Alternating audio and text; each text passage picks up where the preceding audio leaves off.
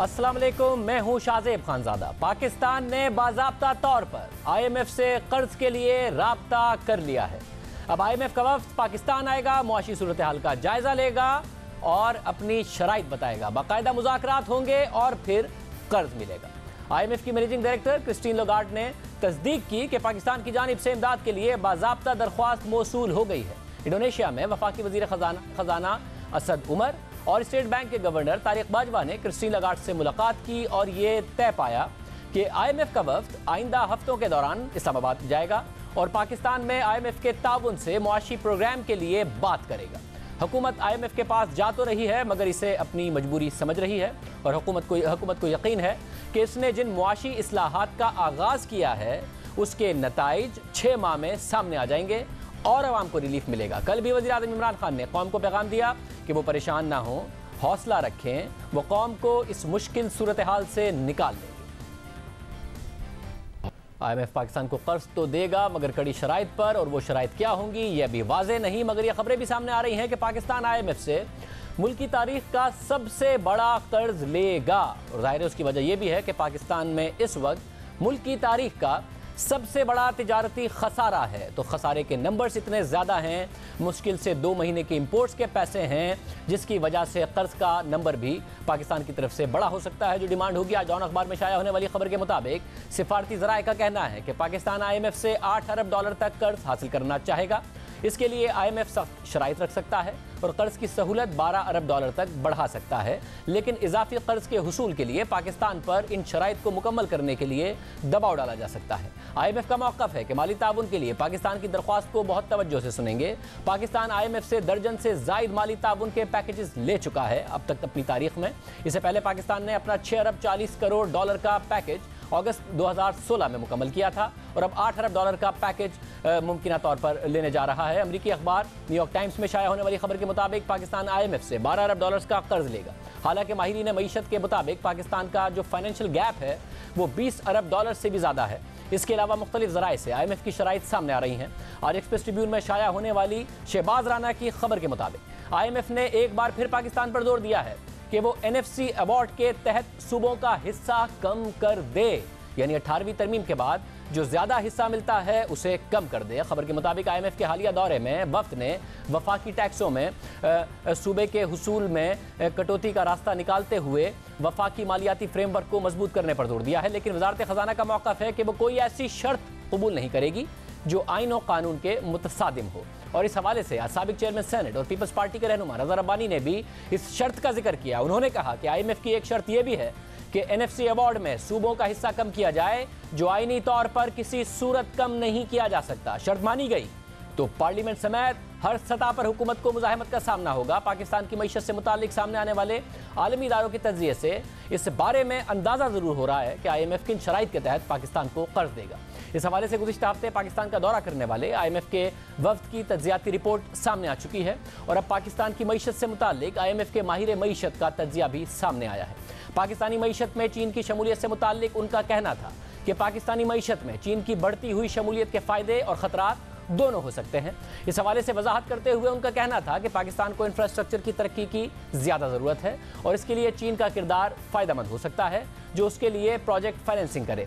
लेकिन इसके साथ ही उनका कहना था कि चीन की शमूलियत से ख़तरात भी लाहक हो सकते हैं, क्योंकि इसमें मनसूबों का डिज़ाइन बहुत अहम है, क्योंकि इन मनसूबों के लिए ऐसे कर्ज जो ज़रूरत से ज़्यादा हों और अदा ना किए जा सकें, इससे गुरेज करना चाहिए।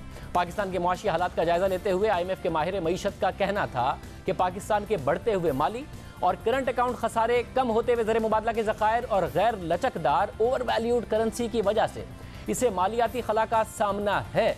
सिर्फ IMF ही नहीं, पाकिस्तान के मुआशी हालात से मुतालिक गुज़िश्ता दिनों वर्ल्ड बैंक की भी रिपोर्ट सामने आई थी, जिसमें भी मुल्क को दरपेश मुआशी मसाइल और उनके हल के लिए तजावीज़ पेश की गई।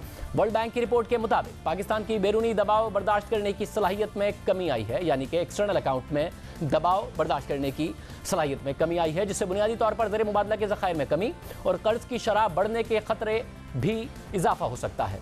इस फ़र्क को ख़त्म करने के लिए पाकिस्तान को दुरुस्त इक़दामात करना होंगे ताकि मुस्तक़बिल में मुआशी दबाव को बर्दाश्त किया जा सके।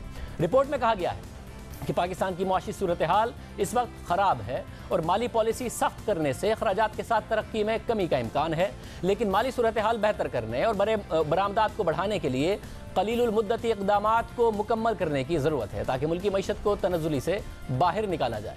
वर्ल्ड बैंक की रिपोर्ट में तजवीज़ दी गई है कि पाकिस्तान के बढ़ते हुए खसारे को दुरुस्त करने के लिए मुआशी एडजस्टमेंट की ज़रूरत है, क्योंकि दुनिया में बढ़ती हुई शरह सूद की वजह से पाकिस्तान को बहुत ज़्यादा बैरूनी सरमायाकारी की ज़रूरत पड़ेगी। वर्ल्ड बैंक की जानिब से खबरदार किया गया है कि रवा माली साल के दौरान पाकिस्तान की मुल्की मजमूई पैदावार यानी GDP ग्रोथ 4.8% तक रहेगी, क्योंकि हुकूमत की जानिब से तवाज़ुन बरकरार रखने के लिए माली पॉलिसी को मज़ीद सख्त किए जाने का इम्कान है। मगर जैसे ही पाकिस्तान की मुआशी सूरत हाल बेहतर होगी तो GDP 2020 में 5.2 तक पहुँच जाएगा। लेकिन इस बेहतरी का इन्हिसार मैक्रो इकनॉमिक इस्तेहकाम, साजगार बैरूनी माहौल, आलमी मंडी में तेल की कीमतों और बरामदात की बहाली पर होगा। वर्ल्ड बैंक के मुताबिक माली साल 2019 के दौरान अफराते ज़र की शरह 8% तक रहेगी और ये 2020 में भी बरकरार रहेगी। इसके साथ साथ करंट अकाउंट खसारा कम करने के लिए तरसीलात ज़र से जुज़वी तौर पर माली मुआवनत होती रहेगी। वर्ल्ड बैंक की रिपोर्ट के मुताबिक आइंदा 2 साल के दौरान करंट अकाउंट खसारे पर दबाव बढ़ने और तिजारती खसारा बढ़ने का इम्कान है, यानी कि रुपी डेप्रिशिएट हो चुका है, उसके बावजूद इम्कान है हुकूमत को इक़दामात करने होंगे। यह है वर्ल्ड बैंक का पाकिस्तान के मौजूदा मुआशी हालात से मुतालिक तज्ज़िया। और अब पाकिस्तान IMF के पास जा रहा है और आलमी इदारे का प्रोग्राम लेने के लिए उसकी शराइत पर भी अमल करना होगा। इसके अलावा पाकिस्तान ने मुआशी बहरान पर काबू पाने के लिए दोस्त ममालिक से बेल आउट पैकेज लेने की कोशिश की। वज़ीर आज़म इमरान खान ने भी इस हवाले से बात की कि वो इस ऑप्शन पर भी गौर कर रहे हैं कि दोस्त ममालिक से पैसे लिए जाएं। इस हवाले से वज़ीर आज़म इमरान खान ने सऊदी अरब और मुत्तहिदा अरब अमारात का दौरा भी किया, वो चीन भी जाएंगे। वज़ीर आज़म के दौरे के बाद मुशीर तिजारत अब्दुल रज़्ज़ाक दाऊद के बयान से भी वाज़ेह हुआ कि पाकिस्तान सऊदी अरब पैसे लेने गया था। वज़ीर आज़म के दौरे के बाद सऊदी अरब का वफ़द पाकिस्तान तो आया, मगर चंद मंसूबों में सरमायाकारी के अलावा और कुछ सामने नहीं आया। इन ममालिक से कोई पैकेज सामने नहीं आया। क्या ये पाकिस्तान की सिफारती नाकामी है या फिर मुआशी नाकामी है? बहरहाल वज़ीर ख़ज़ाना असद उमर ने क्रिस्टीन लगार्ड से मुलाकात की है। आज से ठीक 2 साल पहले इसी महीने में 2016 में जब ये क्रिस्टीन लगार्ड पाकिस्तान आई थी IMF की डायरेक्टर, तो हमने अपने प्रोग्राम में उन्हें मदऊ किया और बहुत सारे सवालात रखे। और ये वो वक्त था जब उस वक्त की हुकूमत, नून लीग की हुकूमत, ये बता रही थी कि दुनिया भर में पाकिस्तान की मईशत की तारीफ हो रही है। IMF खुद पाकिस्तान की मईशत के हवाले से मस्बत बात कर रहा है और हुकूमत का दावा था पाकिस्तान को दोबारा कभी IMF के पास नहीं जाना पड़ेगा। उस वक्त भी जब IMF की डायरेक्टर हमारे प्रोग्राम में आई तो हमने कुछ यही सवालात रखे थे कि पाकिस्तान की मईशत में ये मसाइल मौजूद हैं, कहीं वापस आपके पास ना आना पड़े। तो उन्होंने क्या जवाब दिए थे, ये ज़रा तफसील से देखिए। IMF की managing director Christine Lagarde Pakistan में हैं। पाकिस्तान के फ्यूचर के हवाले से मस्बत बातें कर रही हैं, मईशत के लिए मस्बत बातें कर रही हैं। पाकिस्तान ने कामयाबी से IMF का प्रोग्राम पूरा किया, एक और प्रोग्राम नहीं लिया। मस्बत कह रही है पाकिस्तान का मुस्तकबिल है, यहाँ से इकॉनमी टेक ऑफ कर सकती है। CPEC के बारे में कह रही है कि ये मुस्तकबिल में बड़ा ज़बरदस्त साबित होगा। क्या वाकई पाकिस्तान की मईशत ने अच्छा परफॉर्म किया?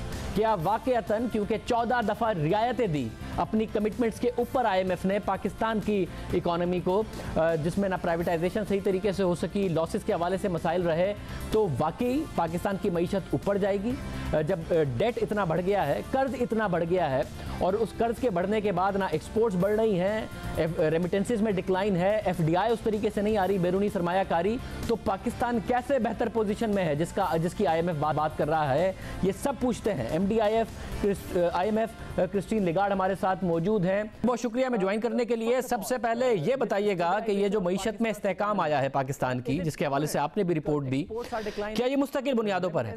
क्योंकि एक्सपोर्ट्स में कमी आ रही है, रेमिटेंसेस गिरना शुरू हो गई हैं, फॉरेन डायरेक्ट इन्वेस्टमेंट पाकिस्तान में उस तरीके से आ नहीं रही, तो ये जो फॉरेन एक्सचेंज रिजर्व्स हैं पाकिस्तान के, जो ज़र मुबादला के ज़खायर हैं, क्या ये मुस्तकिल बुनियादों पर है या पाकिस्तान का एक्सटर्नल सेक्टर अभी भी हसास है और अदम इस्तेहकाम का शिकार हो सकता है? Pakistan has actually completed successfully. Pakistan ने प्रोग्राम को कामयाबी से मुकम्मल कर लिया है और गुज़िश्ता 3 सालों से मईशत को मुस्तहकम राह पर इस्तवार किया, जो 3 साल कब्ल ज़वाल पजीर थी।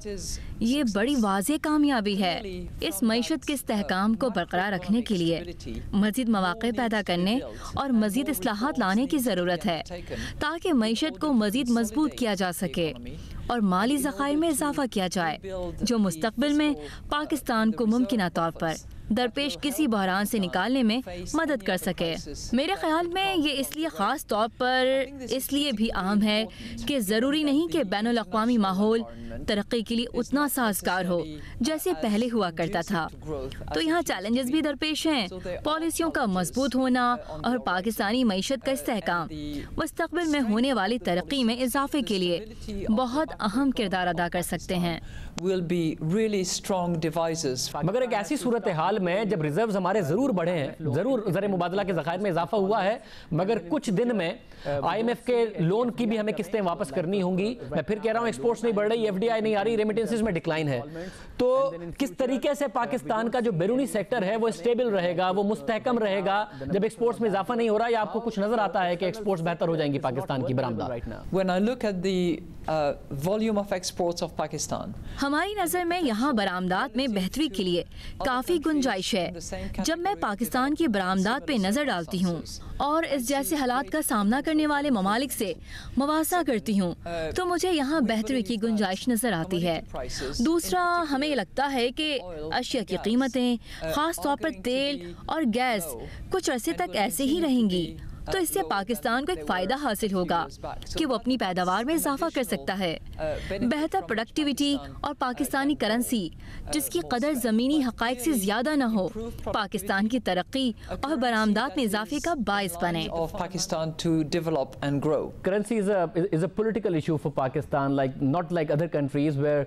मगर करेंसी का मसला पाकिस्तान में बहुत सियासी है। दूसरे ममालिक में अगर करेंसी ओवर वैल्यूड हो जाए, उसकी कदर बढ़ जाए, तो मसला बनता है। पाकिस्तान में तो अगर करेंसी गिरने लगे तो सियासी पॉइंट स्कोरिंग शुरू हो जाती है। वजीर आजम को कहना पड़ता है कि हम उसको इस लेवल पर रखेंगे। तो उस लिहाज से पाकिस्तान की करेंसी सही वैल्यू पर है, ज्यादा ओवर वैल्यूड है, या फिर आपके ख्याल में अंडर वैल्यूड है इस वक्त जो पाकिस्तान की करेंसी की वैल्यू है? ये कहना मुश्किल होगा क्योंकि ये सूरत हाल बहुत सी दूसरी करेंसियों से मवाजने की वजह से बदलती रहती है।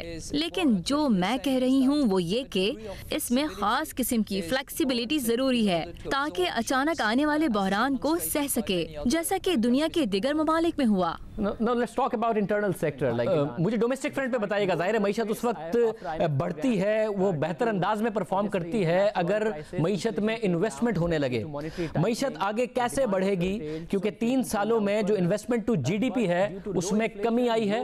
हालांकि लो इंटरेस्ट रेट्स हैं, हालांकि इन्फ्लेशन कम है, जिसकी वजह जाहिर है सारी दुनिया में तेल की प्राइसेस का गिरना और साथ में IMF के प्रोग्राम में जो टाइटनिंग हुई, जो मॉनेटरी टाइटनिंग हुई, उसकी वजह से डिमांड नीचे आई और हमें नजर आया कि इन्फ्लेशन बहुत ज्यादा नीचे आई है। मगर उसके बावजूद हुकूमत अपनी खसारे को पूरा करने के लिए बैंक से बोरो करती रही। जब बैंक से वो कर्जे लेती थी तो प्राइवेट सेक्टर को नहीं मिलता था, क्राउडिंग आउट इफेक्ट क्रिएट होता था। तो जब पाकिस्तान में इन्वेस्टमेंट टू GDP नहीं बढ़ेगा तो GDP कैसे बढ़ेगा? कैसे रोजगार के मौके पैदा होंगे? कैसे एक्सपोर्ट्स बढ़ेंगी? एक्सपोर्टेबल सरप्लस क्रिएट होगा जब इन्वेस्टमेंट ही नहीं होगा। Grow if there is no investment to GDP growth. कमोबेश 3 साल पहले आप देखें जब मुल्की मईशत शदीद बहरान का शिकार थी, ऐसी सूरत हाल में आप यकीनन ये कह सकते थे ऐसी जगह कोई सरमायाकार बराह रास्त सरमायाकारी नहीं करता। लेकिन मईशत को मुस्तहकम बनाकर और माशी पॉलिसी को गैर मुतज़लज़िल बनाकर ही सूरत हाल काबू में लाई जा सकती है।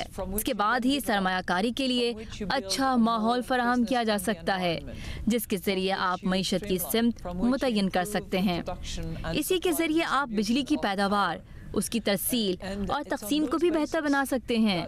ये वो चीज़ें हैं जिसकी बुनियाद पर बैरूनी सरमायाकार पाकिस्तान में अपने कारोबार को महफूज तौर पर तरक्की करता हुआ देख सकते हैं। मौशी हालात यकीनी तौर पर बेहतर हुए हैं। ऐसा नहीं कि हमें मज़ीद कुछ करने की ज़रूरत नहीं, बल्कि अभी और बहुत कुछ करना है। मजीद इस्लाहात नाफिज करना है और माहौल को कारोबार के लिए मजीद साजगार बनाने की जरूरत है। और हाँ, करप्शन का खात्मा करना चाहिए। तो बहुत कुछ अभी करना बाकी है। CPEC के हवाले से भी बताइएगा। एक तरफ आपने भी अपने आर्टिकल में लिखा कि CPEC एक बड़ी अच्छी चीज है, पाक चाइन इकोनॉमिक कॉरिडोर, और उससे बड़ा फायदा होगा मुल्क को। मगर IMF ही कहता है कि CPEC पाकिस्तान के लिए आने वाले दिनों में मुश्किलात भी पैदा कर सकता है, क्योंकि जब उस पर इंटरेस्ट पेमेंट्स देनी होंगी, उसका वो वापस करना होगा। तो सीपैक एग्जैक्टली किस पोजीशन में है? हमें फिक्रमंद होना चाहिए कि सीपैक खतरनाक हो सकता है, या हमें खुश होना चाहिए कि सीपैक बड़ा जबरदस्त है पाकिस्तान के लिए? Big investment in infrastructure, infrastructure में बहुत ज्यादा सरमायाकारी, खास तौर पर ऐसे ममालिक में जहां मौक़े बहुत कम हैं, बहुत अहम है। इससे पैदावारी सलाहियत में खातिर ख्वाह बेहतरी आती है, क्योंकि ज़राए आमदोरफ्त बेहतर होते हैं, क्योंकि लोगों को असल में उन मंसूबों को खुद तामीर करना पड़ता है ताकि पैदावार मतलूबा जगह तक पहुंच सके। बंदरगाहें जदीद बुनियादों पर इस्तेमाल होती हैं। एयरपोर्ट पर मुसाफिरों को दी जाने वाली सहूलतों में इजाफा होता है। तो इन तमाम चीज़ों को मद्देनजर रखते हुए उन मंसूबों की कामयाबी के इम्कानात रोशन हैं। इसकी निगरानी की ज़रूरत है या इस तरीके से बनाने की ज़रूरत है कि जिससे पाकिस्तान को आगे बढ़ने में मुश्किल ना हो, और कर्ज़ों की जांच पड़ताल की जानी चाहिए और सूद की अदायगी मार्केट के मुताबिक हो, और एक मुनासिब मुद्दत के लिए दी जाने वाली ज़मानत माकूल होनी चाहिए, बिला ज़रूरत नहीं। पाकिस्तानी हुक्काम को इन मामलात और तिजारती रवाबित में बहुत एहतियात से काम लेने की ज़रूरत है।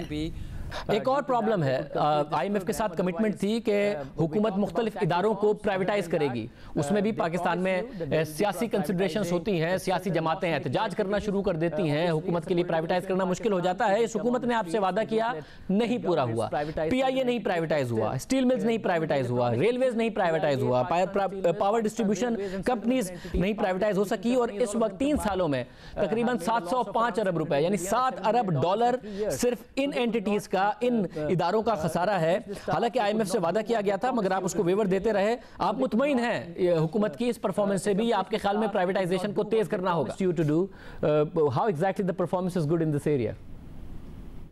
Those privatizations must be conducted to fruition and completion, but it's clear that इन कंपनियों की निजकारी के इस अमल को अंजाम तक पहुंचना चाहिए, लेकिन इसमें तश्कील नौ की अशद ज़रूरत है, क्योंकि अगर इन कंपनियों की हालत ऐसी ही ख़राब रहेगी तो कोई भी निजी सरमायाकार इनमें हाथ नहीं डालेगा। निजकारी जैसे अमल के लिए इदारों में बेहतरी की ज़रूरत है।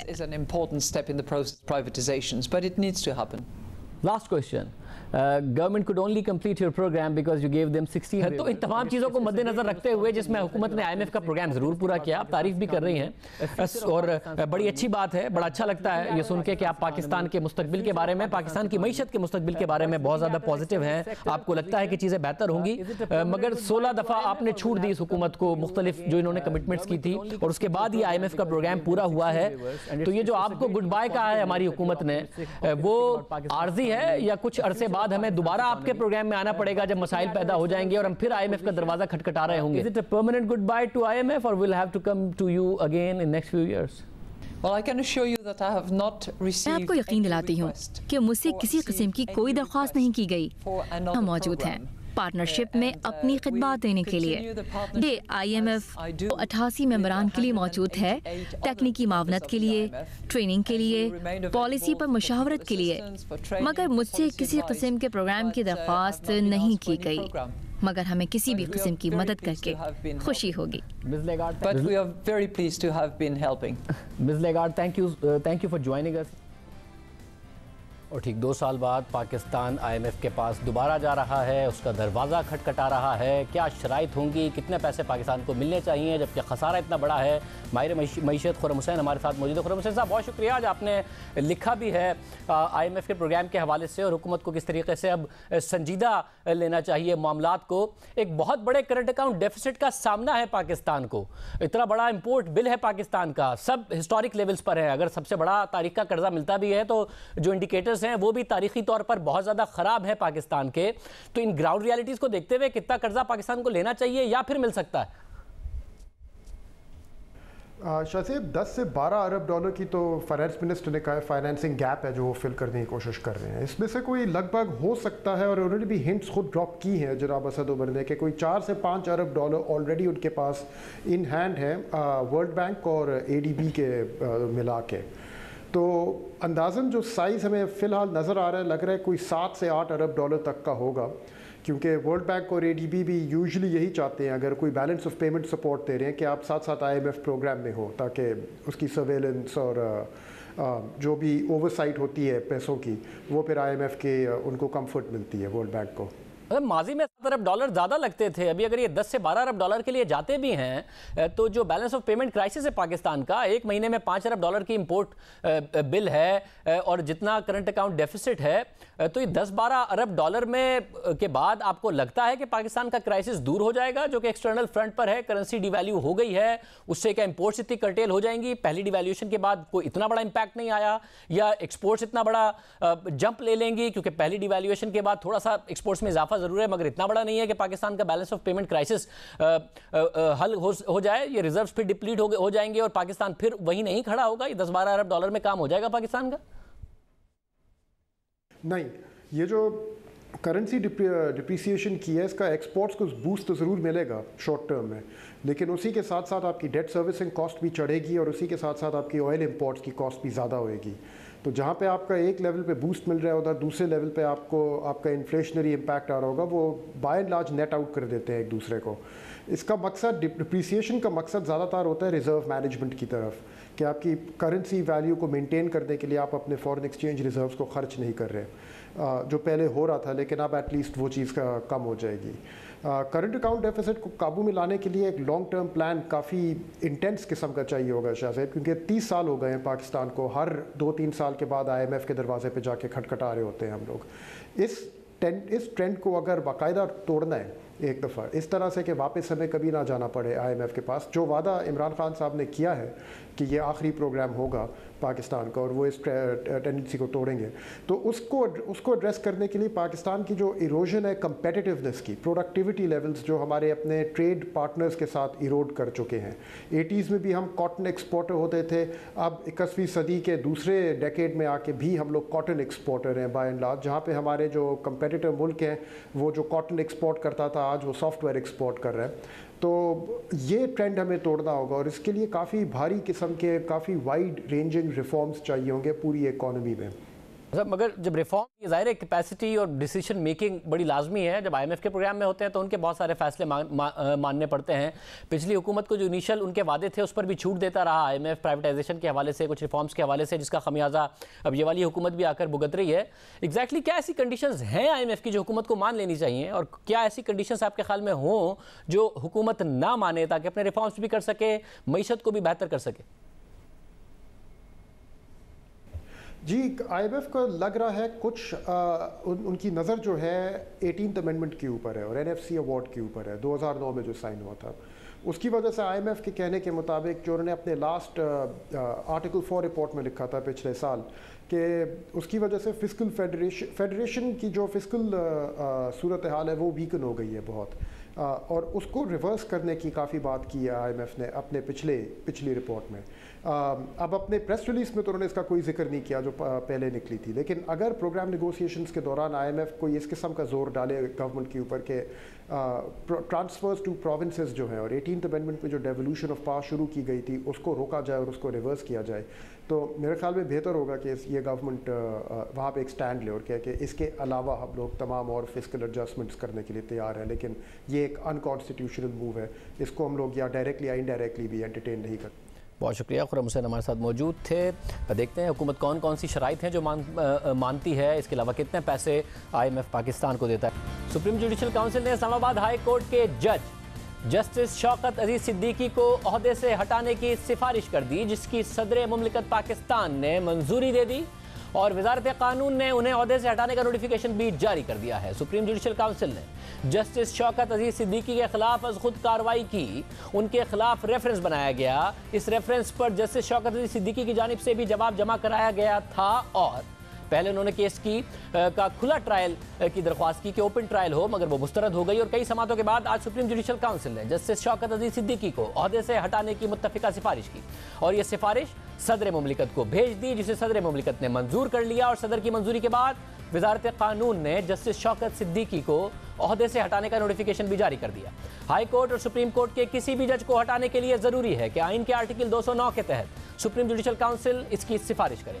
सुप्रीम जुडिशल काउंसिल में सुप्रीम कोर्ट के चीफ जस्टिस के अलावा 2 सीनियर जजेस शामिल होते हैं, जबकि वो हाई कोर्ट के चीफ जस्टिस साहिबान भी इसका हिस्सा होते हैं, मगर काउंसिल की कार्रवाई इन कैमरा होती है, यानी मीडिया को रिपोर्टिंग की इजाज़त नहीं दी जाती। अब अहम बात यह है कि 1971 से आज तक सुप्रीम जुडिशियल काउंसिल से कभी किसी जज के खिलाफ कार्रवाई की सिफारिश नहीं की गई और अब 47 साल बाद यह पहली सिफारिश आई है और इस पर अमल भी हो गया है।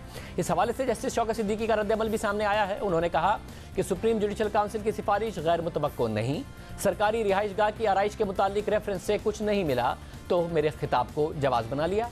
मेरे मुतालबे पर सुप्रीम कोर्ट के फैसले के बावजूद रेफरेंस खुली अदालत में नहीं चलाया गया। जस्टिस शौकत सिद्दीकी ने कहा कि अपना तफसीली मौक़िफ़ बहुत जल्द अवाम के सामने रखूंगा। जस्टिस शौकत सिद्दीकी का मामला 21 जुलाई से शुरू हुआ, जब रावलपिंडी बार एसोसिएशन से खिताब में उन्होंने इदारों के हवाले से बहुत बड़ा दावा किया और कहा था कि उन्हें मर्जी के फैसले देने पर इस्लामाबाद हाई कोर्ट का चीफ जस्टिस बनवाने और रेफरेंसेस खत्म कराने की पेशकश की गई। साथ ही उन्होंने इल्जाम लगाया कि इस्लामाबाद हाई कोर्ट के चीफ जस्टिस से कहा गया कि नवाज शरीफ की एहतसाब अदालत के फैसले के खिलाफ दायर होने वाली अपील की समाअत करने वाले बेंच में जस्टिस शौकत सिद्दीकी को शामिल न किया जाए। जस्टिस शौकत सिद्दीकी ने कहा था कि chief justice Islamabad high court को कहा गया है कि इंतखाबात से पहले नवाज शरीफ और उनकी बेटी मरियम नवाज जेल से बाहर ना आए। जस्टिस शौकत सिद्दीकी ने कहा कि अपनी मर्जी के बेंच बनवाए जाते हैं, ना सिर्फ मर्जी के बेंच बनवाए जाते हैं बल्कि यह भी फैसला किया जाता है कि कौन सा मुकदमा कौन से बेंच को भिजवाना है। इसके अलावा जस्टिस शौकत सिद्दीकी ने दावा किया कि एहतसाब अदालत की कार्रवाई की निगरानी करना इस्लामाबाद हाई कोर्ट की जिम्मेदारी थी, लेकिन नवाज शरीफ के खिलाफ एहतसाब अदालत में चलने वाले रेफरेंस की निगरानी कोई और करता रहा। जस्टिस शौकत सिद्दीकी ने अपने खिताब में मजीद कहा कि उन्हें मालूम है कि एहतसाब अदालत की रोजाना की कार्रवाई कहाँ जाती रही है और उन्हें यह भी मालूम है कि सुप्रीम कोर्ट में कौन किसका पैगाम लेकर जाता है। जस्टिस शौकत सिद्दीकी के इस बयान के बाद सुप्रीम कोर्ट का एलामिया सामने आया, जिसके मुताबिक चीफ जस्टिस ने जस्टिस शौकत सिद्दीकी की तकरीर का सख्त नोटिस लिया है और जस्टिस शौकत सिद्दीकी की तकरीर का मतन हासिल कर लिया गया है। इस एलामिया के बाद जस्टिस शौकत सिद्दीकी की तकरीर में जो इल्जामात लगाए गए, इससे आला अदलिया की साख को नुकसान पहुंचा और अदलिया की आज़ादी को निशाना बनाया गया। इस तकरीर में इस्लामाबाद हाई कोर्ट के चीफ जस्टिस और दीगर इदारों का नाम लिया गया। चीफ जस्टिस पाकिस्तान ने chief justice Islamabad high court को हुक्म दिया कि वो खुद पर लगने वाले इल्जामात पर अपनी राय दें। चीफ जस्टिस ने हुक्म दिया है कि इस्लामाबाद हाई कोर्ट के chief justice justice Shaukat Siddiqui की तकरीर से मुताल्लिक उनसे सबूत और मवाद हासिल करें और इन सबूतों और मवाद को चीफ जस्टिस ऑफ पाकिस्तान तक पहुंचाएं ताकि इसका जायजा लेकर अगर ज़रूरी हुआ तो इकदामात उठाए जा सकें। इससे पहले चीफ जस्टिस मियां साकिब निसार ने खुद नोटिस की समाअत के दौरान रिमार्क्स दिए थे कि जस्टिस शौकत अजीज सिद्दीकी के साथ भी इंसाफ होगा, किसी से नाइंसाफी नहीं करेंगे, मुल्क के खिलाफ कुछ नहीं हो रहा। जब तक ये ताकतवर अदलिया मौजूद है, मुल्क पर अल्लाह का फजल रहेगा। इसके अलावा सुप्रीम कोर्ट कराची रजिस्ट्री में भी एक केस की समाअत के दौरान चीफ जस्टिस ने रिमार्क्स दिए थे कि पूरी जिम्मेदारी से कह रहा हूं कि अदलिया पर कोई दबाव नहीं, किसी में जुर्रत नहीं कि अदलिया पर दबाव डाल सके, फिर भी हकाइक कौम के सामने लाना चाहते हैं। इस तरह के बयान नाकाबिल फहम और नाकाबिल कबूल हैं, लेकिन जायजा लेंगे कि क्या कानूनी कार्रवाई हो सकती है। जस्टिस शौकत सिद्दीकी के बयान पर फौजी तर्जुमान का भी रद्द अमल सामने आया था। DGISPR major general Asif Ghafoor ने ट्वीट किया था कि इस्लामाबाद हाई कोर्ट के एक मुअज़्ज़िज़ जज ने सरकारी इदारों बशमूल अदलिया और अहम खुफिया एजेंसी के खिलाफ संगीन इल्जामात आयद किए हैं। इन सरकारी इदारों की तौकीर और एतबार को बरकरार रखने के लिए सुप्रीम कोर्ट से दरख्वास्त की जाती है कि वो इन इल्जामात की सदाकत जांचने के लिए मुनासिब कार्रवाई शुरू करें और इसके हवाले से एक्शन लें। चीफ जस्टिस के नोटिस लेने के बाद जस्टिस शौकत अजीज सिद्दीकी चीफ जस्टिस को लिखा गया खत भी सामने आया शौकत अजीज सिद्दीकी की तरफ से, जिसमें जस्टिस शौकत अजीज सिद्दीकी ने लिखा था कि उन्होंने रावलपिंडी बार एसोसिएशन की तकरीर में बगैर खौफ के मौजूदा सूरत हाल पर हकाइक बयान किए। जिन हकाइक की निशानदही की वो कुछ लोगों को अच्छे नहीं लगे। मेरे खिलाफ सोशल मीडिया और इलेक्ट्रॉनिक मीडिया पर मुहिम शुरू कर दी गई। अब मुझे पता चला कि चीफ जस्टिस ने हकाइक जाने बगैर ही गुस्से का इजहार किया है। मेरे लिए चीफ जस्टिस का गुस्सा नया और गैर मामूली नहीं। इन हालात में मेरी चीफ जस्टिस से गुजारिश है कि मेरी कही हुई बातों की तहकीकात के लिए कमीशन बनाया जाए जो हकाइक जाने। अगर मेरी कही हुई बातें गलत साबित हों तो मैं नताइज भुगतने को तैयार हूँ, और अगर मेरी कही हुई बातें दुरुस्त साबित हुई तो जिन पर इल्ज़ाम लगाया है उनके खिलाफ क्या होगा। जस्टिस शौकत अजीज सिद्दीकी ने चीफ जस्टिस से गुजारिश की कि कमीशन की तमाम कार्रवाई वकला, मीडिया और सिविल सोसाइटी के सामने हो और मीडिया को रिपोर्ट करने की इजाज़त भी हो। जस्टिस शौकत सिद्दीकी ने अपने खत में मजीद लिखा कि सुप्रीम कोर्ट के हाजिर सर्विस या रिटायर्ड जज की सरबराही में कमीशन बनाया जाए जिसने PCO के तहत हल्फ ना उठाया हो। मगर सुप्रीम जुडिशल काउंसिल ने जस्टिस शौकत सिद्दीकी का केस सुना और फिर आज उनके खिलाफ कार्रवाई की सिफारिश कर दी। इसके अलावा जस्टिस शौकत अजीज सिद्दीकी के खिलाफ 2 मजीद शिकायतें भी सुप्रीम जुडिशल काउंसिल में ज़ेर समाअत हैं, जिसमें उन पर इख्तियारात के तजावुज़ के इल्ज़ामात हैं। और जस्टिस शौकत अजीज सिद्दीकी ने फैज़ाबाद धरना केस की समाअत के दौरान भी मुल्की इदारों से मुताल्लिक ऐसे रिमार्क्स दिए थे जिस पर तनाज़े ने जन्म लिया था। इसके अलावा जस्टिस सिद्दीकी ने ही फरवरी 2017 में अवामी मकामात और सरकारी दफातर में वैलेंटाइन डे की तकरीबात पर पाबंदी लगाई थी और टीवी चैनल्स पर वैलेंटाइन डे की तकरीबात दिखाने पर भी पाबंदी लगा दी थी, मगर अब सुप्रीम जुडिशल काउंसिल की सिफारिश पर उन्हें ओहदे से हटा दिया गया है। इस पूरी सूरत हाल पर बात करेंगे सुप्रीम कोर्ट कवर करने वाले सीनियर सहाफ़ी हसनात मलिक से। हसनात, बहुत शुक्रिया।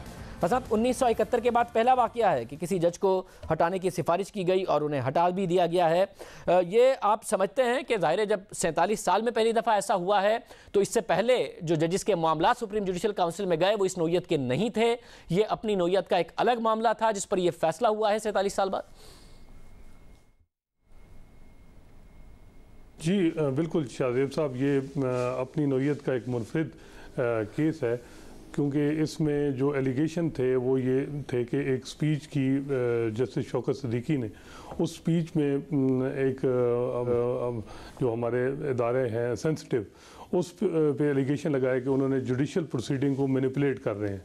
तो जुडिशल प्रोसीडिंग को मैनिपुलेट कर रहे हैं और इस तरह का जो ये मामला है ये पहली नौयत पे आया जिसमें एक जज ने ओपनली जो है वो बार एसोसिएशन से खिताब करते हुए इस किस्म का इल्ज़ाम लगाया।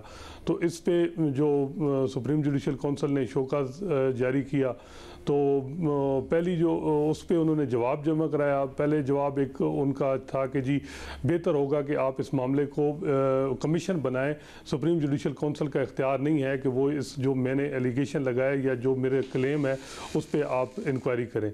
फिर जब उनका पहला जवाब रिजेक्ट हुआ तो दूसरा जवाब उन्होंने जो फैक्चुअल जमा कराया उस पे उन्होंने अपनी तरफ से इस चीज़ को जस्टिफाई किया कि किस तरह जो है जुडिशल प्रोसीडिंग को मैनिपुलेट कर रही है। तो 1 अक्टूबर को हेयरिंग थी जो तकरीबन घंटे जारी रही, जिसमें हामिद खान शौकत सिद्दीकी साहब की तरफ से पेश हुई है।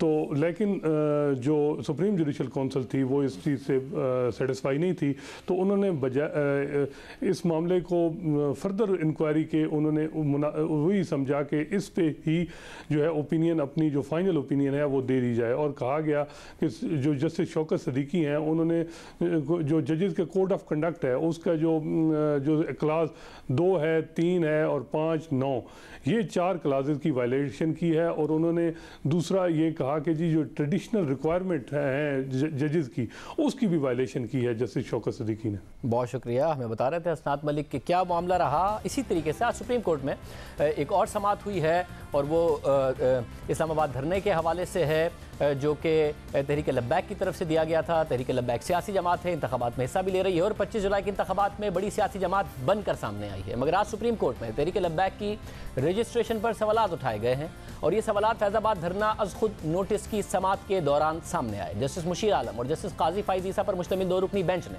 केस की समाअत की। दौरान समाअत अटॉर्नी जनरल अनवर मंसूर खान ने अदालत को बताया कि वजारत दिफा के जवाब में तमाम अदालती सवालात के जवाबात मौजूद हैं। जस्टिस काजी फ़ाइज़ ईसा ने पूछा कि क्या तहरीक लब्बैक एक रजिस्टर्ड जमात है। अटॉर्नी जनरल ने बताया कि तहरीक लब्बैक को धरने से पहले रजिस्टर किया गया था। जस्टिस काजी फ़ाइज़ ईसा ने पूछा कि अटॉर्नी जनरल साहिब, क्या आप भी इस धरने को गैर आइनी और गैर कानूनी समझते हैं? अगर एक शख्स कहता है कि वो आईने पाकिस्तान को नहीं मानता तो क्या वो सियासी जमात रजिस्टर्ड करवा सकता है? अटॉर्नी जनरल ने बताया कि धरना गैर आइनी और गैर कानूनी था, लेकिन तहरीक लब्बैक को धरने से कबल रजिस्टर्ड कर लिया गया था और इस जमात को तो इंतखाबी निशान भी दिया गया था। जस्टिस काजी फ़ाइज़ ईसा ने रिमार्क्स दिए कि इंतखाबी निशान के अलॉटमेंट तो बाद की बात है, पहले देखना है कि रजिस्ट्रेशन क्यों की गई। अलकायदा भी अगर पार्टी रजिस्ट्रेशन की दरख्वास्त दे दे तो फिर क्या करेंगे? हम मुकदमा इसलिए सुन रहे हैं ताकि वाक़े से सबक सीखें। अटॉर्नी जनरल ने कहा कि अलकायदा को सियासी जमात बनाने के लिए इजाज़त नहीं दी जा सकती। एहतजाज कानून के मुताबिक था, लेकिन जिस अंदाज में एहतजाज किया गया वो गैर कानूनी था।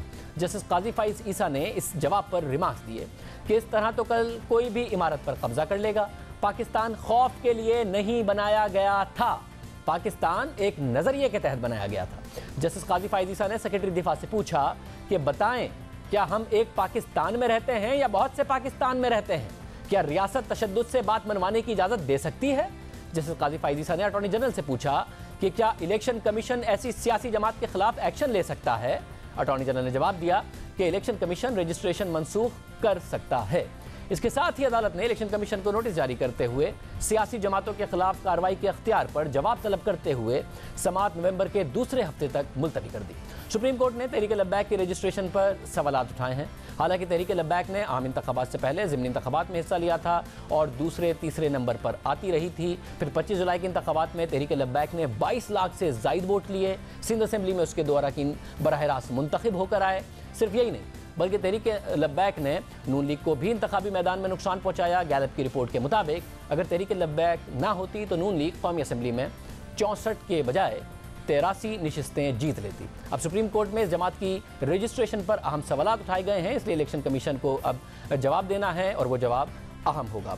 क्या एहतसाब अदालत नवाज शरीफ के खिलाफ अल अजीजिया रेफरेंस का फैसला पहले देगी या फिर फ्लैगशिप इन्वेस्टमेंट रेफरेंस का फैसला भी साथ आएगा? इसका फैसला तो एहतसाब अदालत को करना है, लेकिन इस मामले पर आज नैब ने अपनी पोजीशन बहुत हद तक वाज़ेह कर दी है और अल अजीजिया रेफरेंस पहले मुकम्मल करने और नवाज शरीफ का 342 का बयान रिकॉर्ड करने की बाकायदा दरख्वास्त कर दी है, जिसकी नवाज शरीफ के वकील ने मुखालफत की है। और अहम बात यह है कि एहतसाब अदालत ने नैब के तीसरे रेफरेंस फ्लैगशिप इन्वेस्टमेंट में GIT के सरबराह वाजिद ज़िया को बयान रिकॉर्ड कराने के लिए कल तलब कर लिया है। आज एहतसाब अदालत में नवाज शरीफ के खिलाफ अल अजीजिया स्टील मिल्स रेफरेंस की समाअत हुई तो नैब प्रोसिक्यूटर ने नवाज शरीफ के बतौर मुल्जिम 342 का बयान रिकॉर्ड करने की दरख्वास्त की और कहा कि बयान रिकॉर्ड करने के लिए तारीख मुकर्रर की जाए। नैब की दरख्वास्त पर ख्वाजा हारिस ने एतराज़ किया और नवाज शरीफ का बयान रिकॉर्ड करने की दरख्वास्त की मुखालफत की। उनका कहना था कि जब दोनों रेफरेंसेस का फैसला एक साथ होना है तो पहले एक रेफरेंस में 342 का बयान क्यों? अलबत्ता अगर फैसला अलग अलग करना है तो और बात है। ख्वाजा हारिस ने पूछा कि क्या वजह है कि प्रोसिक्यूशन पहले एक रेफरेंस को ख़त्म करना चाहता है। इस्तगासा अदालत के साथ चूहे और बिल्ली का खेल खेल रही है। हम चाहते हैं दोनों रेफरेंसेस का फैसला एक साथ आए। इस्तगासा खुलकर बताए वो फैसला एक साथ चाहता है या अलग अलग। ख्वाजा हारिस के सवालों पर नैब प्रोसिक्यूटर ने भी अपनी पोजीशन वाज़ेह कर दी और कहा कि हम चाहते हैं कि अल अजीजिया रेफरेंस को पहले मुकम्मल कर लें, ताहम रेफरेंसेस का फैसला एक साथ करना है या अलग अलग, ये अदालत ने बताना है। नैब प्रोसिक्यूटर के जवाब पर ख्वाजा हारिस ने कहा कि हम चाहते हैं पहले दोनों रेफरेंसेस में शहादतें मुकम्मल हो जाएं, फिर तय करेंगे कि दिफा पेश करना है या नहीं। इस मौके पर नैब प्रोसिक्यूटर ने अदालत को बताया कि मुल्जिमान ने रेफरेंसेस यकजा करने के लिए ट्रायल कोर्ट और हाई कोर्ट में दरख्वास्त दी थी, लेकिन दोनों अदालतों ने मुल्जिमान की दरख्वास्तें मुस्तरद की और दोनों अदालतें कह चुकी हैं कि ये रेफरेंसेस एक जैसे नहीं। इस मौके पर एहतसाब अदालत के जज ने नैब प्रोसिक्यूटर से कहा कि पहले शवाहिद मुकम्मल होने से मुताल्लिक बयान तो दें, जिस पर नैब प्रोसिक्यूटर ने कहा कि अल अजीजिया रेफरेंस में शवाहिद मुकम्मल होने से मुताल्लिक हतमी बयान देने के लिए वक्त चाहिए, केस का सारा रिकॉर्ड देखकर ही हतमी बयान देंगे। जिस पर एहतसाब अदालत ने इस्तगासा को कल तक का वक्त दे दिया और इसके साथ ही GIT सरबराह वाजिद ज़िया को भी नैब के तीसरे रेफरेंस फ्लैगशिप रेफरेंस में बयान रिकॉर्ड कराने के लिए कल तलब कर लिया। अब ये अहम समात है। शाखावर साहब साबिक स्पेशल प्रोसिक्यूटर नैब हमारे साथ मौजूद हैं। शाखावर साहब बहुत शुक्रिया। ज़ाहिर है नवाज शरीफ के वकील चाहते हैं कि नवाज शरीफ का जो 342 का बयान है वो दोनों रेफरेंसेस में अल अजीजिया और फ्लैगशिप में एक साथ हो। नैब कह रहा है कि पहले कर लें अल अजीजिया में, फ्लैगशिप में बाद में, जिस पर उनके वकील को लगता है नवाज शरीफ के कि ये पहले अल अजीजिया का फैसला देना चाहते हैं। एक मसला खड़ा हो जाएगा क्योंकि इस वक्त एहतसाब अदालत में जज वहाँ पर दो ही हैं पिंडी में और पहले बशीर साहब अपना फैसला दे चुके तो वो अलग हो गए। अब ये जज हैं, अगर ये अल अजीजिया में दे देंगे तो फिर दूसरा रेफरेंस किसी और को सुनना पड़ेगा। ये कैसे मामला हल हो? देखिए, मैं समझता हूं कि चूंकि जज दो हैं, आपने जैसे फरमाया कि पहले जो फैसला कर चुके हैं उन पे एतराज़ यही था कि वो अपना माइंड डिस्क्लोज कर चुके हैं, तो अब जो मेरी दानिश में ये है कि जो डिफेंस का ख्याल ये है कि गो कि ये दोनों केसेस अलग अलग हैं, फ्लैगशिप भी और अल अजीजिया भी, और उनकी शहादतें भी अलग अलग हो रही हैं, लेकिन दोनों अपने तकरीबन मंतकी अंजाम तक पहुंच चुके हैं। उसमें मेरे ख्याल में जो वाजिद ज़िया साहब है उनकी स्टेटमेंट होना बाकी है। तो उनका ख्याल ये है कि अगर ये दोनों की जो है शहादत क्लोज कर ली जाए, जब ये, क्योंकि जब इस्तगासा की शहादत हो रही होती है तो जब इस्तगासा अपनी शहादत कंप्लीट कर लेता है तो वो फिर प्रोसिक्यूटर एक बयान देता है अदालत में कि हम अपनी इस्तगासा की शहादत क्लोज कर रहे हैं, उसका बयान होता है। तो उसके बाद फिर मुल्ज़िम का बयान शुरू हो जाता है 342 ज़ाब्ता फौजदारी का।